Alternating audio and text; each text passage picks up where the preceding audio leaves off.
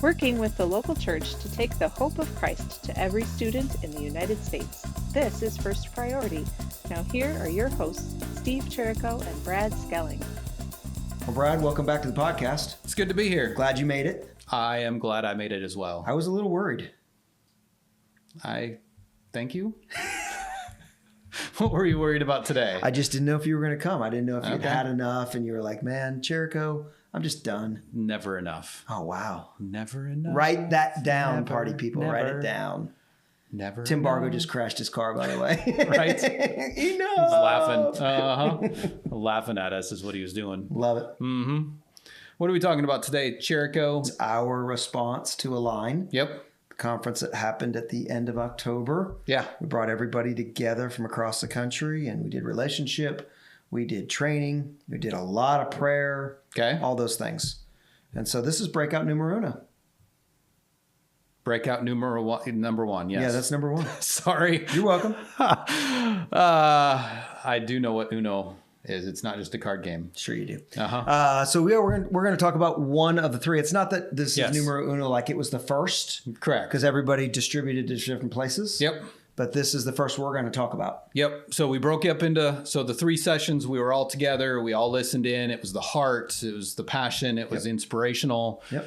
The 3 breakouts were very practical. Yep. Very, I wouldn't say situational, but that kind of does fit In a some little ways. bit. All in 3 some of ways. these things. So we broke up into smaller groups. We were largely sitting around tables and just had an opportunity to learn something. How are we doing this? And some practical application for it. Very practical. Yep. So the first thing we're going to jump into is Culture Index. Cultural Index. Yep. It is a profiling, for those of you who have not heard of it before, it is a profiling index, a score definition that gives everybody kind of a box that we live in. I'm a craftsman, so I like to kind of build things. And it just talks about, you'll hear it, it talks about a lot of different aspects of life, very similar to an Enneagram, and very similar to a DISC. It just gives you a definition to say, hey, here's a happy place for me. Yep. And it's not a box to hold people in, but it's an opportunity for me. I always look at all of them. It's an opportunity to say, here's an explanation for why and how I operate, so that I can both operate better in that space and then sometimes leave that space, because sometimes I need to be out of my comfort zone and operate differently. And Ashley and Travis are our leaders for it. So just to give context again, Ashley's down in what part of the country? Houston. And Travis She's a director is for us in Houston on staff. Yep. Travis is in Kansas City. He's an entrepreneur, businessman who happens to be on our national board and an advisor in the Kansas City chapter. Very good. Mm-hmm. All right, well, let's jump in. Sounds good. Well, welcome to Culture Index. We're so happy to have you. You guys are the 3rd one, so hopefully it's the best. Fingers crossed, right? My name's Ashley Jones. I'm in North Houston, and we launched this year for the first time. I started in March. We launched our first clubs ever in September, so it's super exciting. And I always share my little stories that seem very small in comparison to some of the big stories I hear, but I'm grateful for all of them. They're amazing. I'm Travis Neff. I'm a board member, national board member, and an advisory member in Kansas City. Almost 2 years of First Priority. Love what you guys do. Don't have the giftings you guys have, so I appreciate the ministry giftings and things.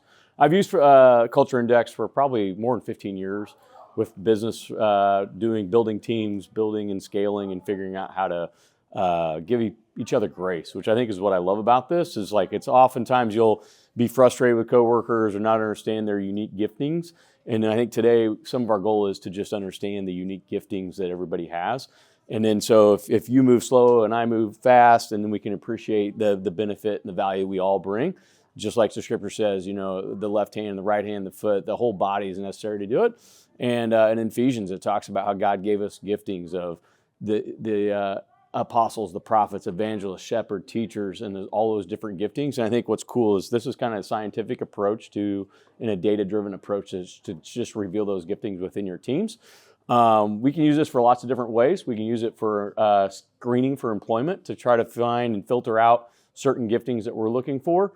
We can also look for it for team conflict. So if there's issues going internally, even in marriage and in children and things, I've used it for that, is in the fact of just understanding. And so this can be used poorly as a weapon. This is not a weapon, this is a tool. And so you can size people up wrongly, and we'll talk about a lot of these traits how you're hardwired. Doesn't mean that you can't change or modulate who you're hardwired to be to accomplish tasks and things. So don't put people in buckets and keep them there. Just understand where they're hardwired. So Culture Index is a survey that you all have taken if you haven't taken it. But essentially, these traits are how you're hardwired at the age of 8 or 10, who God created you to be. And so when you test that 8 to 10, they're saying these traits most likely will never change in your life. This is kind of how you're hardwired. Even through trauma and different things, these are kind of who you are as an individual. The bottom graph that you see, the top graph is who you're hardwired to be. So if you retake the test, you redo different things, that's who you'll continually be. The bottom is a snapshot in time. And so that snapshot is when you took this test, what was going on, what role you were filling, or what events are going on. So if you retook that later, let's say you changed roles or you changed jobs or you're changing who you're working with, that snapshot will change. And we can use that to contrast who you're wired to be and how you're having to modulate to be in the role that you're filling. Can we start with some prayer? Dear Heavenly Father, just thank you for this group. Just thank you for the servants that are chasing after your heart, Father. We just pray that you continue to encourage them, lift them up. Lord, we just pray that through the science and the things that you've given us, that we use those to your glory. We just pray that you can use this uplift to help build stronger unity within our teams, within our mission and what we're about. Lord, we just use all these giftings in this room for your glory and for your mission, Lord, that those that are lost and don't know you can come to your light and know you. We just thank you and praise you for this opportunity to serve you. In Jesus' name, amen. So something I want you guys to know is when you train to be a facilitator of Culture Index, you sit in 3 days worth of information that you get trying to digest all of it. We have to try and high level fire hydrant you in 45 minutes. And so we're going to do our best to give you high level. We're not going to go over individual profile types. We're going to go through all of the data points, what they mean, their high expression, their low expression, and significantly how to influence and impact your team in a way that makes it better, right? So this is a challenge in know thyself, understanding who you are, what you bring to the table, also what gaps you may have on your team. I'll pick on Middle Tennessee a little bit. They were in our last session, and they have 2 highly social rainmakers and 2 high visionary philosophers with very little administrative support. So hopefully by the end of this, you'll have evaluated and looked at your team and gone, wow, we really maybe have some gaps here or here. And it'll only serve to make us better, as Travis mentioned, because we are the body of Christ. And how do we make sure that every part is represented in what we're trying to accomplish?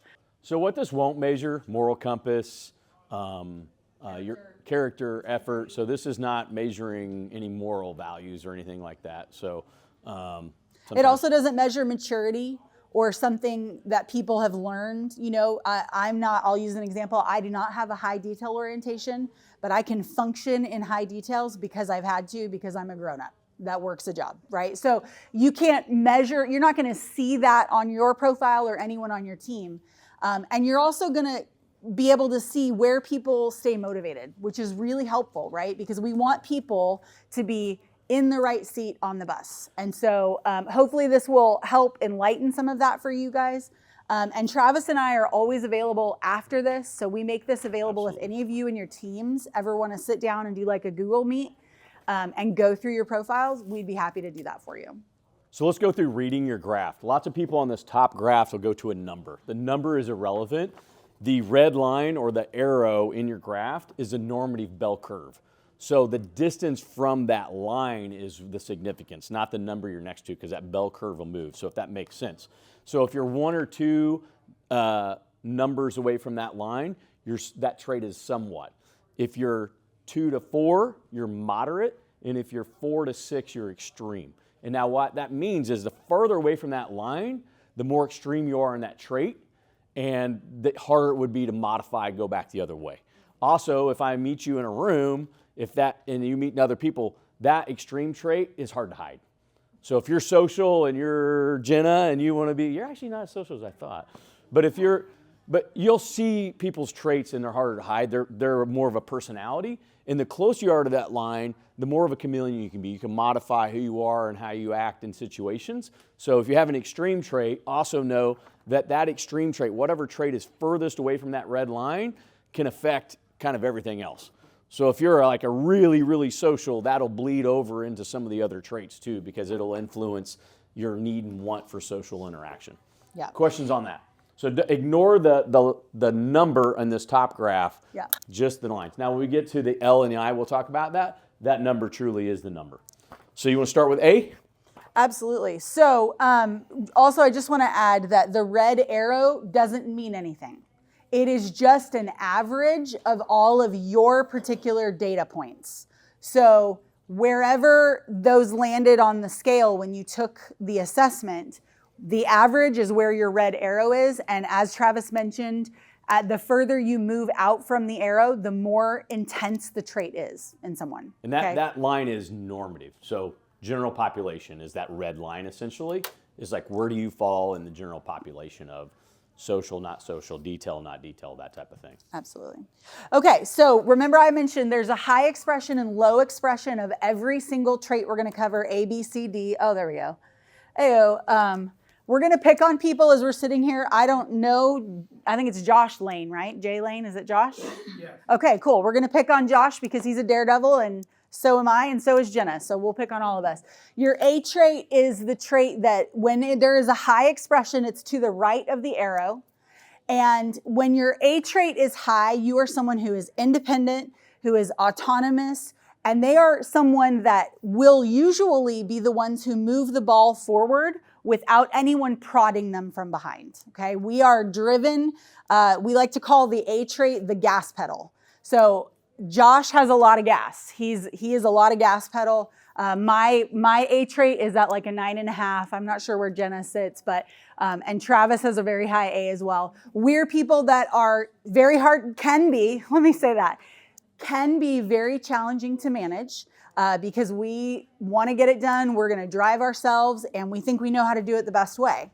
Would you add anything to that? No. For that high A trait? They're able to choose. So if you have A's in the room and somebody's sitting around and nobody chooses, A will choose. They'll make a decision for you. A is very decisive, yes. And they're self-sufficient. So what you talked about that is like, if there's a team, they can collaborate with a team. But if there's not a team, they're fine. Just give them they're task-oriented. They're project-oriented. Yes. So if you're high A, project-oriented, low A, usually task-oriented. Yes. So a low expression of an A is incredibly valuable because these are people that are going to be your team players. They're going to be the people that help you do and get a lot done because they're not necessarily looking to be in charge. They just want to be part of the team and collaborate, and they're all beautiful. And I did forget to mention this at the beginning, but I want you guys to be very clear on this. The dots are neither good nor bad. They are neutral. They have no moral relevance or measurement. They just are. And so we should be looking at all of this with the mindset of what am I missing on my team and how do I make my team better, because we need to, how we're hiring and how we're bringing people on board. So high A, driven, independent, autonomous. Low A, cooperative, team player, steady people. We need both on the team, right? Yep. More servant-hearted over here, more driven, leading, non-risk takers, risk takers. You kind of see that divide. Now, the closer to the line you are, you can modulate back and forth. The more extreme you are, it is. So you might say, well, look, I'm kind of both. Well, if you're close to the line, it doesn't take much to modulate that activity. If you're far away from the line, help be aware of where you're at. And so I always contrast. I'm way over to the right. My wife is way over to the left. It kind of works because she just lets me make most of the decisions. So if we want to go a place to eat, I don't even ask anymore because it's like, every guy jokes about that. But there's contrast. You work to see how opposites attract and do different things. But also I know that I can run over and make a decision without her input. So knowing my natural traits and extremeness, if I can modulate my behavior to say, hey, I'm a quick thinker, quicker actor driven. She's a team player. So if you have somebody with low A on your team and you're a leader, you may need to pause. They may not just offer their input. You may need to say, hey, Ashley, what do you think about that? Or they may want to make a decision tomorrow. because they want to process it and take everybody. They're the one who's like, I want to know what everybody in the room thinks before we make a choice and a decision. Where the high A will be like, if everybody's sitting there looking at you, like, all right, I'll make a decision, let's go.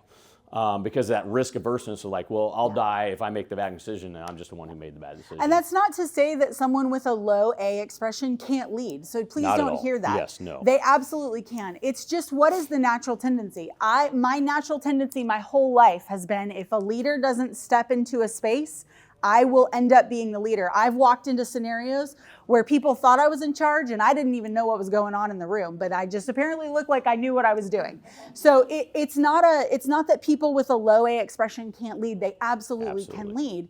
It's just going to probably tire them if they have to do it for a long time, because they're people that want to be part of the team. They're also going to be people that may need some explanation on expectations. So if you have someone with a low A on your team that maybe you feel like they're not meeting your expectations or they're struggling to understand, take some time and talk to them about that. Because once they know what's expected, they are rock stars and they are steady, consistent people. They are the best people to have on your team. They're not the ones who are necessarily going to dive in and go, I'll just figure it out myself. My favorite catchphrase is, how hard can it be, right? That's not really probably a low A's catchphrase, okay? Good. So B is your social construct, so your social ability. There's a phrase that I wrote down that's, how much does someone need, want, and seek social acceptance? So if you have a high A, so again, high, when we're saying high, that's to the right, low is to the left.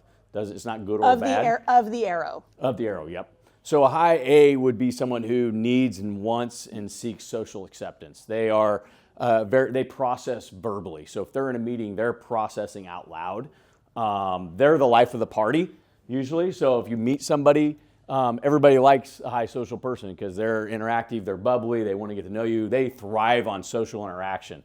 On contrast, somebody with a low B, they come to work to get something done, not necessarily to socialize. And I'm again generalizing these traits. Yeah. But these like to work with people, these like to work with things more than people. Yeah. Processes. So if you're tired at the end of the day, this person wants to go out and hang out with friends because that's how they recharge. The person over here wants to go home and sit at a wall and not see another person for another 12 hours. And that's how they recharge. Yeah. And so it's funny because we talk about conflict in team, and it's like somebody's like, they're tired at the end of the day. They want to go hang out with you. And if you're a low B, you're like, I don't want to see you till tomorrow.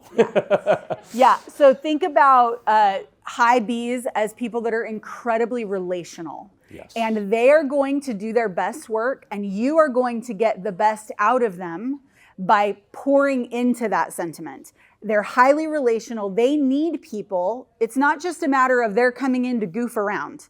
They need people to fuel their tank. We got some socializers over here shaking their heads. And I'm going to pick on KC a little bit because Logan, who's not in the room to defend himself, so you guys can decide if you want to. We'll beat him up anyway. He's a good friend. Yeah, Logan is a socializer. So Logan's a guy who wants to be relational and connect with his team. And he's got Jenna and Christy, and Marla does too because she's a socializer. Jenna and Christy are like, that could have been an email. Please don't do that again, right? And so we got to figure out how to work together. People that are highly social, highly relational, incredible people. They're the ones who remember your birthday and they celebrate you. And I forgot. I started the last session with that's not why I said it. Yeah. That's not why I said it. It just made me think of Ryan. Okay. Anyway, so they're incredible people and they're going to be on your team. And so you have to figure out how to strike a balance between we do want to connect, we do want to be relational, we also have stuff to get done, right? And so we gotta find that balance with each other, right? The high B will have a lot of empathy. They pick up on social cues. Yeah. You know, somebody who's low B may not be their social cue person. So high A, if you're in a team meeting and you see the social cues, they're like,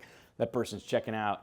Sometimes it's nice to have the high B there with the low B going like, hey, shut up. Yeah, and the low B, again, it's not bad. They are more reserved. They're probably a lot more thoughtful, and they're not usually the first ones to speak up either, right?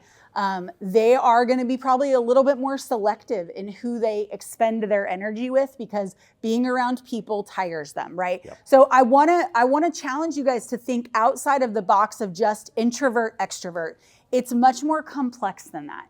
Your low Bs are probably going to be internal processors. My husband can think just inside his head and spit out a conclusion. And that is foreign to me. I cannot wrap my brain around how to do that. Because my B is my second highest trait. I've got to work it out, right? So if you have a high B on your team and they're talking through something, it's because they need to. And if you have a low B on your team, they probably don't need it as much. And so that's okay, that's good. They're going to get exhausted by a high B, right? So know thyself, know thy team, right? And so if you're recognizing a high social person, what do you think how you want to recognize them so they feel appreciated? Oh, like acknowledgement. Acknowledgement. Yeah. Bring them in front of the team and celebrate them. Hey, Ashley, good job. Do that to somebody with a low B and they'll want to punch you in the face. They would prefer, do not put me in the front room. Send me a short email, tell me how great I am. Good, real good. Yeah. Do not put me in front of them. So just understanding like some of that. And again, we're extremes here. Absolutely. So let's go to C. You want to? No, you go ahead. C is construct or pace and patience is what I like to use it. So it kind of flips here. If you're a high C, that means you're slower pace, more patient. If you're a whoa. No, you're good. I'm going to pull one up as we're talking through them. And if you're a low C, so if your C is over on this side, that's a low C. You're fast-paced multitask. So your C's over here. This is called a high C. Means that you like one thing at a time. You like to finish a project, move to the next one, check the box, kind of thing. If you're over here, you're a multitasker. Give me 12 things, energizes me, love Everything's on fire. And they like we urgency. Love it. If you have a high C person and there's not much to do, they'll create problems, so there's some urgency. They're like, I'm bored. This is your procrastinator. It's like, I do better under pressure. That's so right. if there's no deadline, I'll sit here and I'll just sneak up to that deadline. And they're like, all right, now is the action. And that will kill a high C. And so my wife is a high C, I'm a low C, and there's always that battle of like, we'll wait till tomorrow. We'll just do it the day it's due. And she's like, oh, dear Lord, let's have a plan 3 months in advance. Right. So if you have someone on your team that is a high C, they are likely someone who needs, if you need to get a decision out of them, or you need to get an answer or an action step, you probably need to give them a little bit of runway. So if you need a decision by noon, give them the details and information whatever, the day before, a few hours before. I mean, know your people, ask them, but give them some runway because they're not going to be the people that are going to be quick decision makers. They're going to be people that need a little bit of time and a little bit of runway. They're also very methodical in their decision making. So again, if you have a low C, you're going to probably be someone who pivots really well. It's also going to feel like watching paint dry if you're talking to someone with a high C. I can say that from lived experience. Like it is like watching paint dry and you're like, ugh, but I've learned. My husband is a very high C. He's an engineer. He wants all the data. He needs to ask all the questions and shoot all the holes in it. So now what I do, if I need an answer by 6 p.m. at 8 a.m., I go, okay, here's da-da-da-da-da-da-da-da. Let me know when you have an answer. And he's got plenty of runway. And I'm satisfied because I've given him a deadline and he'll follow it. And it's great, right? So it's knowing and understanding your people.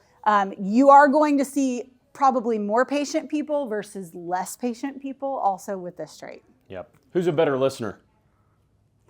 Here or here? This one. Is They're the slow high. down and listen. Who's going to talk over you or interrupt you or maybe moved on because they're bored? They get bored easy over here. So you're like, these people need stimulus like all the time, and stimulus will run over a high C. Have you all seen that meme? It's like a deadline. We waited to the last minute. Deadline mode activated, and then like all of a sudden it clicks, and they just start typing, and they're like, oh, like they can't even control themselves. That's what a low C does for sure. So, and again, the furthest away. So this person is super patient, Yes. I mean, they're going to listen. They're going to slow down. They're going to, and this person is like everything's on fire, urgency. You put these two in the same meeting, and there's probably going to be some friction. And they both bring value to that meeting. They both bring value to the situation. This is where you can give a lot of grace. I like to move at like lightning speed. So if you put somebody on my team or I'm managing somebody that likes to move at glacier speed, there can be a problem, right?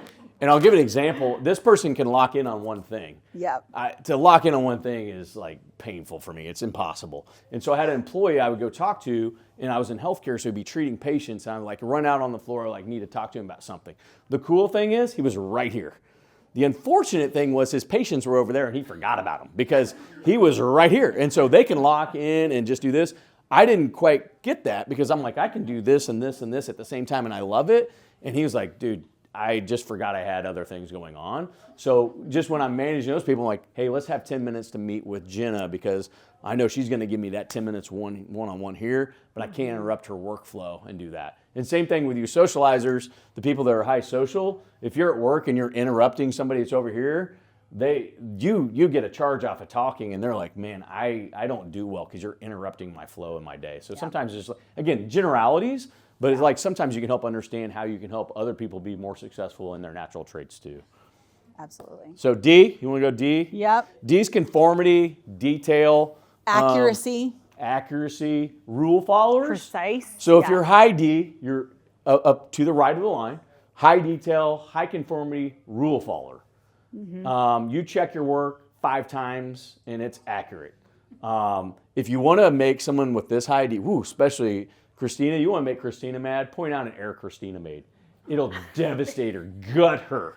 Because Christina has checked her work. Yeah, she's in the back. Christina does not make mistakes. Christina does not. And if Christina makes a mistake, do not say anything. Just maybe go, hey, I noticed, maybe not in front of anybody, and then leave her alone because she's going to go back there and punch herself in the face 100 times. So she does not make mistakes. And also, she follows the rules. So if it says, don't put your cup on there without a coaster, she's finding a coaster. If there's none in the room, she will search the hotel, find a coaster, and put her cup on it. Then you have people like me who are over here. It's like, those rules are for everybody else. I just kind of, they're suggestions. I get it. Or if they make sense. Yeah, if it applies, but they don't necessarily apply to me. So there's conformity. And so the high D, her yes is yes, her no is no. It is, the rules are very clear in her mind. Yeah. Say it again. So you can go either way. So you just have a lot more flexibility and conformity in what you can. Yeah. So the further away from that trait, like Christina, she is going to double check details. She wants to be prepared. She's going to make sure everything's organized in there, and she's going to follow the rules. So if you give her a set of rules of engagement, if there's a standard operating procedure manual, Christina can probably, if we asked her right now to come up, she could cite A through Z of what we should be doing in every process because that's her game. So your other people are macro thinkers, non-conformers. So these are micro thinkers, going to get really into the details, into the weeds. These person, macro, big thinkers. And so when you see speed, what do you think the contrast is here? Because we have somebody who likes to move fast or slow and in details. What do you think the contrast typically you see in that? People who like details, do they move fast or slow? Typically slower. Now, you find a unicorn that likes to move fast and in details, man, grab them. Because it's like somebody who can keep pace and do detail, that's a little bit of a unicorn profile. Because typically your contrast is, if somebody's really into details, they typically move slower. Right, yeah. So imagine you have people on your team that ask a lot of questions. A task gets put out, something gets said where it's like, hey, we want to accomplish this. And you're usually your highest detail person, so on the D trait, is going to be the one who's asking a lot of follow-up questions to make sure they understand fully what the expectation is. Yes, details. Absolutely. Yeah. Yes, clarity. And it's beautiful. To someone who has a great idea, who's really excited about it, that can actually feel like taking the wind out of your sails, unless you can learn to appreciate that what they're doing is actually making you better. Right? And so imagine on your team, you have a high detail person and they're going to ask all those questions. Let them ask. Because when you get them on board, they're on board, right? But they got to work through those details. For people that are a low D, the box does not exist. Like, to me, it's imaginary. The box isn't even real, right? So you bring something to me and I'm going to challenge the status quo. Your low D is going to do that. Here's where it can be annoying. I know this because I live in myself. But here's where it's a superpower. They're going to look at something in a way that nobody else has looked at it before. And so when you need both, right? You need someone who will work through all the details and ask all the right questions. And you need someone who goes, this might be the status quo, but let's tackle it from another angle and figure out how we can do it better, right? So they're both really, really valuable. Who's the worrier here? Somebody here or somebody here? Warrior? Yeah, who worries? It sounded like you said warrior. I'm sorry, who's the warrior? I think that's a Kansas Who's City the accent. warrior? Who worries? She's got her hand up. She's like, Yeah. I worry because I care about the details. Somebody over here is like, it's not. It'll work itself It's not out. a big deal. Now, what Sorry, you can see Christina. is we talked about that pace. Someone who has that fast pace and then detail, as we talked about those war with each other. Lots of times you'll see a fast-paced person with a C here, but they'll have what's called a detail hook. So the D comes back toward the line, means that they can get in the details. It may, if they care. Yeah. If they really want to, they'll slow down and get in details, but also there's details they don't care about, they'll just pass right by. Yeah. Or you might find that you're not a detailed person, but like for me, I want the win because I'm a high A. I'm like all about how do we win? How do we accomplish? How do we make everybody better? So I can sit in details because of that. So don't think that just because you have a dot that reads one way or another, that somehow you're incapable of modifying or adjusting what you're doing. You can adjust. The important thing to note is that it will eventually wear you down. It's not sustainable for the long term. And that's why it's important to understand your natural tendency versus how you're able to modify. Yep. We'll move to the L and I now. The L, now this number matters, okay? So we're not using the bell curve. 0 is low L. 0 to 10. 10 is high L. The normative for an L and an I, normal 3 to 7 is kind of that range of what you'd say is in this range. If you're below 3 or above 7, then you're more extreme on one side or the other. Yeah. An L of 10 is high logic. How do you think? How do you process? How do you interpret information that you get? And then 0 is heart, empathy. So I'm a very high L. To get to my heart, I have to go through this. And then you have people like Logan and other people who are lower L. It's much more empathetic. If you want to get to my brain, you have to come through my heart. And you can see in ministry, now again, it doesn't do moral things and what you're motivated by, but as a team, you can oftentimes tell. It doesn't mean that somebody with a high L can't be empathetic, but if you're processing things with them, they'll seem more abrasive in its logic, and they're approaching things with feelings. They don't even understand what feelings are. It's kind of, I've been told that. Yeah, so here's how this can look practically on your team.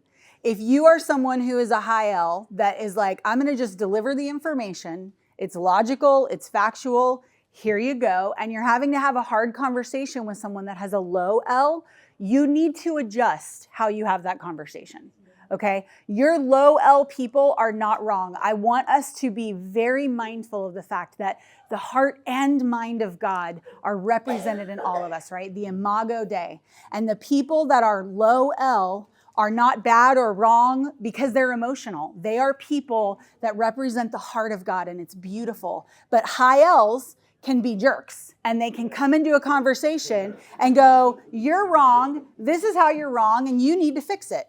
Yep. And the low L's are crushed. So if you have people on your team that have a low L, know them and care enough about them to have those hard conversations in a way that's softer. Okay? Low L people sitting in the room. Anybody in the room with a low L, raise your hand. Low L? Just a few. Okay. You guys can go to your team very directly, very clearly, because if they're all high L's, that's all they want from you. They want facts, they want information, they want, give me the detail, the information that I need, and we're moving forward. Does that make sense? There's a high emotion on your sleeve when you're lower here.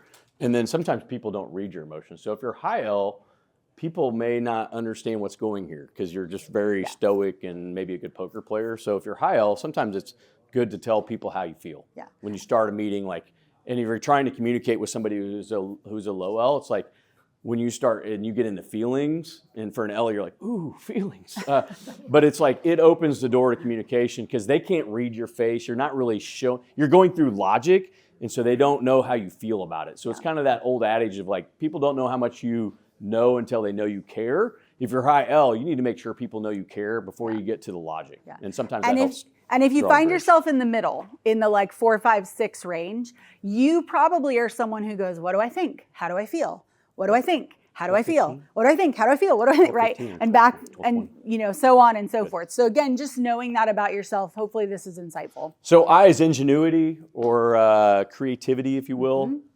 inventiveness.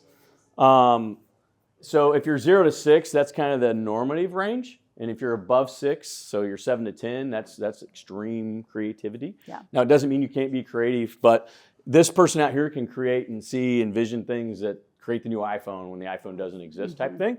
What you do see, and we were talking about this with somebody earlier, is if you have somebody with, what do you think logic and artistic go together? They're usually not together, right? And so my wife is a musician, artist, and she's low logic, high creativity, and that works. My son, however, unfortunately got both traits. He got my high logic and her creativity. That's like two opposing devils sitting on each shoulder just fighting each other. And so sometimes if you'll get a unicorn like that, is so just kind of like pace will with details, is you get logic and ingenuity sometimes battle each other. And so I joke because she goes to all her musician meetings and I sit there with a whole bunch of low logic people and I'm like, I don't know how any of you guys think through anything because they need that filter removed for the creativity. Yeah. So sometimes that's where you as a team, if you have somebody that's creative and low logic, you kind of unite those together and make a creative, logical decision or work forward. And also just know how they're attacking things. Are they attacking, because creative people don't like rinse and repeat. So they want it, everything has to be new and fresh and inventive, and that's what charges them up. And so the low creative people are like, let's just do it. The one thing we do works. Let's just rinse and repeat and do it again. Yeah, and I'd encourage you to think about creativity in two ways.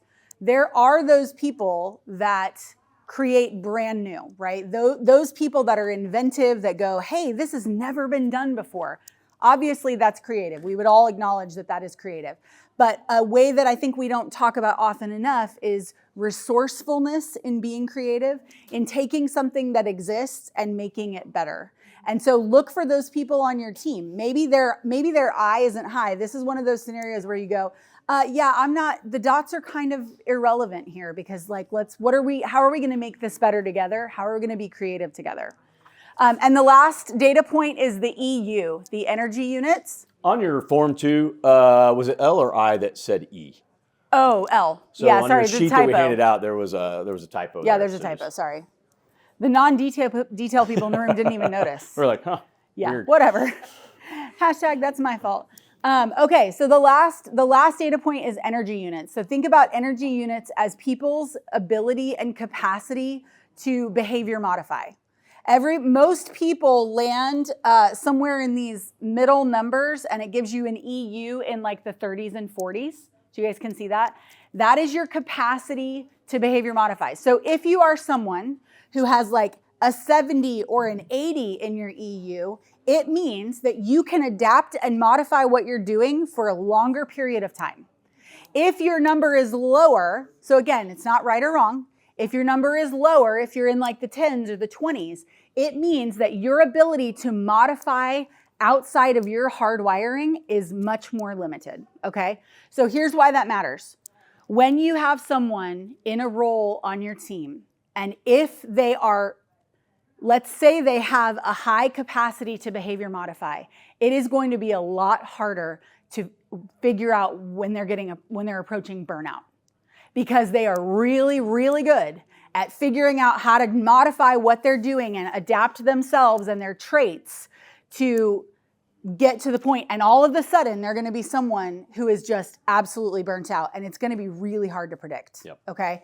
Whereas someone who has less energy units has less ability, like they can do it for less time, right? So their burnout is going to come a lot quicker. Does that make sense? How much gas is in the tank before you run out? Like, for example, you see Christina, we'll pick on her, she's in the back of the room.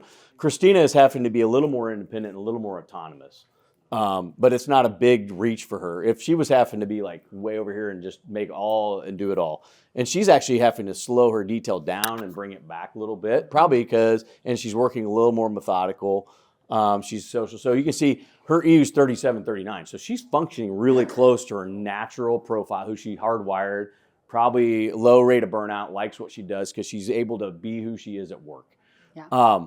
So when you're using this, as anything else on that you want to go over? Yeah, I was just going to say, so if you're looking at your graph and you see that the top and the bottom are very, very different, there's a couple of things that could be true. One is if you took the assessment when you first started with first priority, you likely answered the second question based on the job you were previously in.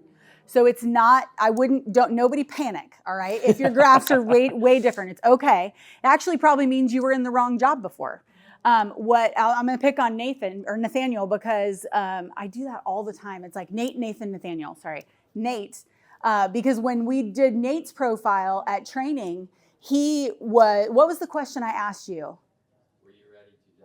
Yeah, like, were you super burned out? Because he was having to modify so much, right, in his previous role. And so here's the recommended cadence at which you take this assessment is every 6 months to a year. So if you have people on your team that have never taken it, you need to have them take it. You need to email Christina.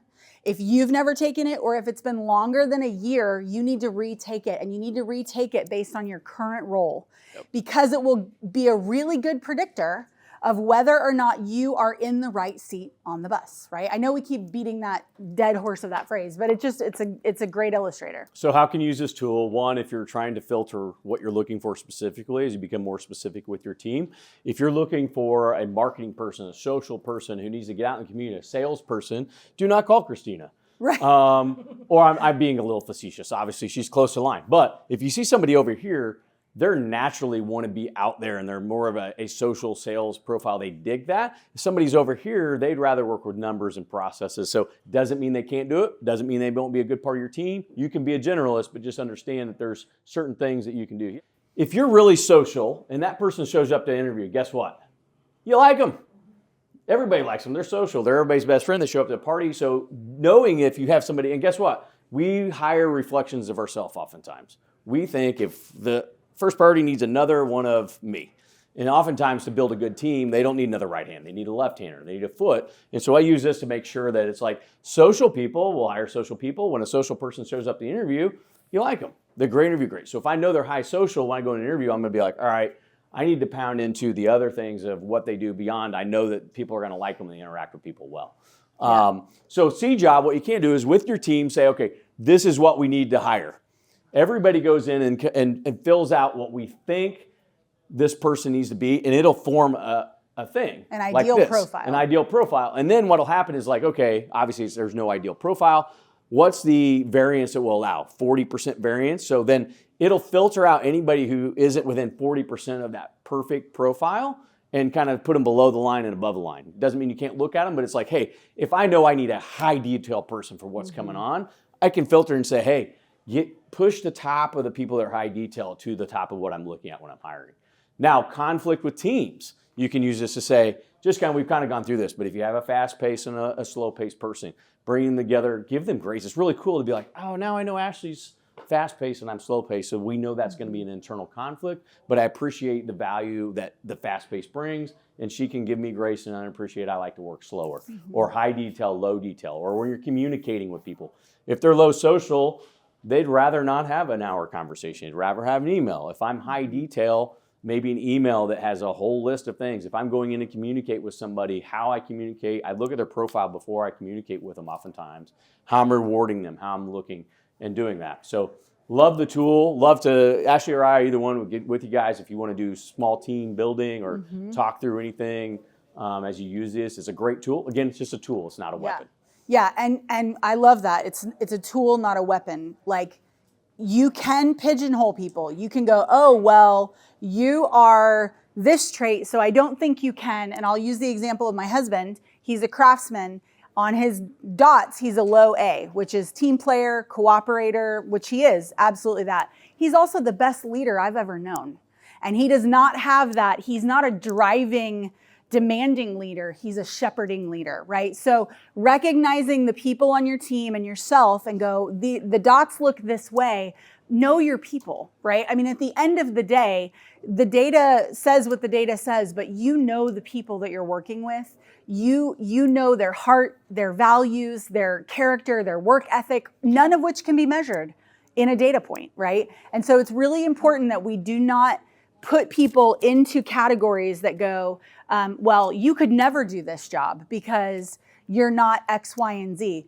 Mark has been a brilliant president for First Priority as long as I've been here, which is 8 months. But also I know for years prior, he's not a visionary, It doesn't matter because that's not what first priority needed. First priority needed steady, faithful, consistent leadership. So don't just think that because someone is one category or another, one profile type or another, that somehow they can't do a job or they're not a value, because they all are an incredible value. We're pressed on time, so there's other resources we put in your booklet. That was him telling me to shut up really nicely. Social. Shut the social down. Let's go. Come on already. There's resources on the back, and so this is, like I said, this is a tool. Another tool I like to use is Lynn Sion's Working Genius. Yeah. 6 gears. There's proactive gears at the top. There's reactive gears at the bottom. There's I like to land the plane on the right. There's I like to fly in really high clouds, high level stuff. And so it's a really good resource that you can use. It's similar to this. I encourage you guys to use those because one, helps you understand. Some people don't have a good understanding of who they are. You can kind of guide them and shepherd them to that. Yeah. Sometimes you don't understand the person to the right or left of you. And sometimes when you're building a team and you're a generalist, there's 2 people on your team, you have to be a lot of things. And as you grow, sometimes it's nice to know, what do we know so I can go into get in my sweet spot, and everybody on the team is more of a specialist than a generalist. Yeah, so there's also discussion questions for yourself, like personal reflection, and then there's team ones. So if you have the opportunity, sit with your team and work through these questions and ask, work some of these things out and figure it out. Thanks, guys. If you need us, just holler at us. Happy to help. Thanks, guys. Jericho. Yes, sir. Some good information. As a team, we went through it together, my local team. And then I had the Northeast Tennessee guys and Cincy guys close so I could listen. Okay. And it was the profound piece of it for us was, because we've studied a ton, right? You've brought us through as chapters. You've brought us through it in all of your trainings. Yep. But the profound piece for us was, this is not so much about me individually. Yep. It's about knowing who I work with. Correct.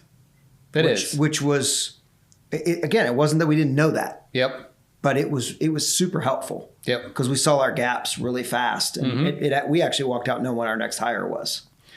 Yeah, and that's really the point of it. This is from our board. There's 2 of our board members that use it. Some of our other board members use other profiles, and we use those as well. But this one is an easier one to explain and train on. Yep. And so to walk through that, we use it in new staff training. We profile everybody we hire. And it's just, that tool to help us to say, hey, will this person fit on the team? And even if they don't, then how can we interact with each other and operate as a team in a healthy, productive manner? So we love it. Because the real is, even though we are ministers, there's still a side of business in this, that we've got to do the business.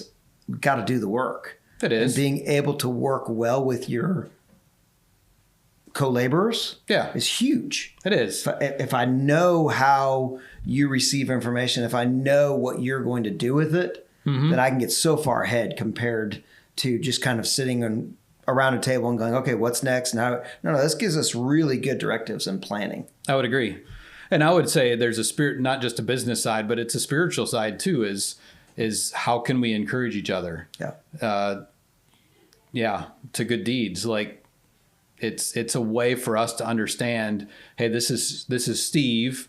This is how God's wired him. Well, I won't banter with you, but I can encourage you better because I know who you are and walk in life with you because, hey, here's where it's at. And I can choose to banter with you and make fun of you and say, oh, just because, or even though, whatever. Of course. But it's one of those things where it helps us as a team navigate. So we thought it'd be appropriate to bring to the conference. If you are someone out there who's not taken the cultural index yet, how do they get there? You can email us, either Steve or myself, Christina in the office, Christina with a K at fpofamerica.com. That is hers. Yeah, correct.